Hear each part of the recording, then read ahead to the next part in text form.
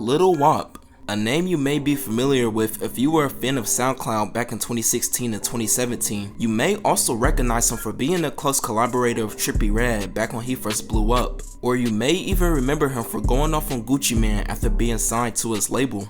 Bro, just let me out this weak ass contract, bro. Period, bro. Lil Wop let me out this weak ass management deal. Alamo, get y'all shit together, bro. Or you probably heard of him as coming out as hip hop's first femboy. What? Bro, what are you talking about, man?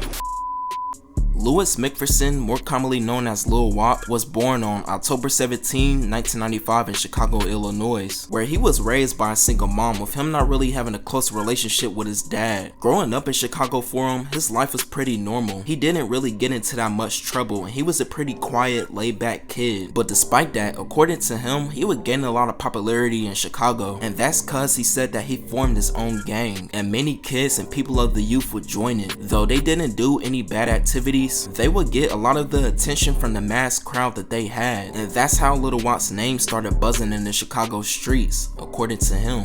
And before I even left Chicago, I already had a big name in Chicago. Before I even left, I was like famous. But not for rapping? Not for rapping. I like started like a group. Well, I was very popular, but like sometimes it'd be so much, like I'll like say, let's go here. We go to the mall, and then everybody would come in there, be like, it'll be like kind of crazy because there's so many kids, but it wasn't intentionally done. But by the time he was 17, he would move to Atlanta with his little brother, and this moment would really change his life because he just started getting into hip-hop music and was influenced by Atlanta-based hip-hop artists like Future, Young Thug, and Gucci Mane. Gucci!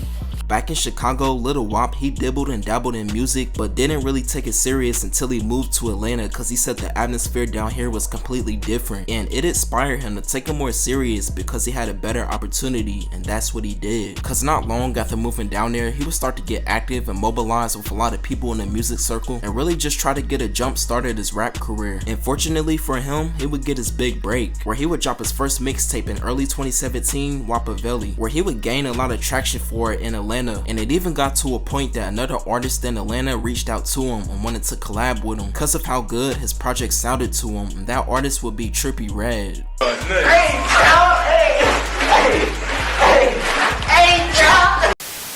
Once Trippie and Little Wop linked up, they would get close right away and start making music together on an everyday basis. They became so close that they even lived together for a little moment, and within a couple months, they would drop a collab album together called Angels and Demons. Also in May that year, Little Wop would drop his second mixtape called Wake and Bake, with his popularity rising even more in Atlanta, and this would eventually get the attention of Gucci Mane, where he would sign Little Wop to 1017 through Alamo Records. And this felt like a full circle moment for Wop, because previous to this, his favorite artist was Gucci Mane, and his name Little Wop is an inspiration off of Goo Wop. Not only that, but he also had an ice cream tattoo on his face just like Gucci Mane, so this was arguably one of the happiest moments of Little Wop's life. Hey man, I'm already fucking with you, man. You already know, man. Oh God, bro. We got no things up, man. You know I want you on 10-17. Hey, I'm with it, man. That's my dream right there. I swear to God, boy. My heart beating fast as hell right now, just hearing that. He would follow it up that year by dropping Wapavelli 2 and 3, with the third installment becoming his most successful in his career. But in 2018, it would be an up and down year for him, cause he would first drop a Silent Hill EP and drop a couple singles that year, but once he seen how unsuccessful that they were performing, he would go on a rant on Gucci Mane for not doing enough for him, and claims that he get 20% of his royalties. That nigga getting 20% off me and he not doing shit for me, bro. Nigga Gucci getting 20% off me and he not doing shit, bro. Like, why you getting 20% for, bro? You not doing shit for me, bro. Once everything was settled, he would get out the label and would become independent and would drop his fourth part in the Wapavelli series. Wop will also get into some legal trouble that year too, when him and Trippie was involved in a fight and charged with battery. Lil Wop, Trippie Redd jumped me. Did what I look like. In 2019, it was a low-key year for him. He only dropped one album, but would be featured on Trippie Redd's A Love Letter to You 4 project on a song called The Jungle Book, which would be his most successful track ever. In 2020, Little Wop went crazy. He dropped 4 projects that year, but sadly none of them really had any impact. Throughout the next couple years, Little Wop's name wouldn't be talked about as much compared to his peers, and it seemed like that he took a step back from the rap scene himself. However, he still remained consistent, dropping projects every year, but his name to a lot of people became an afterthought, and many people moved on from him who thought he had potential to break into the mainstream. But in March 2022, he would become the trending topic for a very odd reason. Out here sucking no dick, getting fucked in the ass and no shit like that, but you feel what I'm saying? I make a nigga my bitch.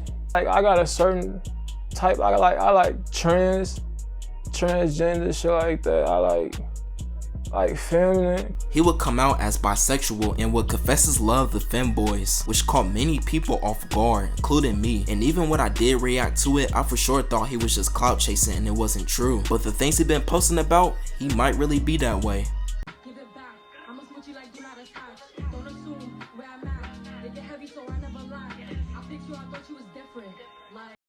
Oh, nigga, you gay. So yeah, I just wanted to make a short little video about Little Wop and how he came to this point, once being regarded as Trippie Redd's best friend to now being seen as a femboy. That's just crazy to me, cause initially his image seemed the opposite of that. But hey, if he's happy with himself, then shout out to him. I'm not here to bash his ways or support it, he's just doing him. But y'all let me know how y'all feel about Little Wop. Do y'all mess with his music or y'all think he's trash? And are y'all rocking with this new thing he got going on? You know, the little sword fights he's having, would you join? I'm just playing with y'all. But for real, y'all let me know, was he right or in the wrong in that whole Gucci Mane situation, where he felt like Gucci Mane wasn't doing enough for him in his career? Cause I see it as the fact that he signed you to a label, he did his part already. And if you're not fulfilling your part of the bargain, then it's on you. But let me know in the comments. Be sure to like the video, share, subscribe. Have a nice day.